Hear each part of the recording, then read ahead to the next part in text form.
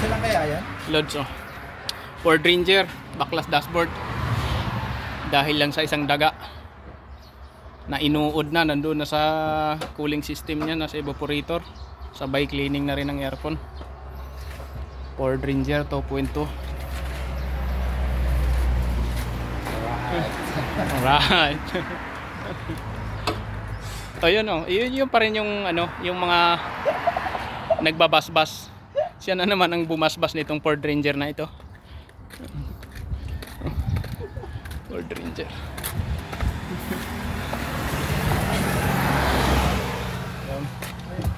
Waskag ang kahimtang.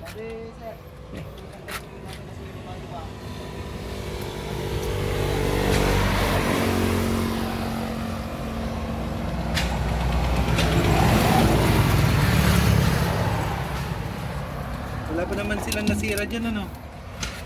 Maninira pa lang, boss. Tapos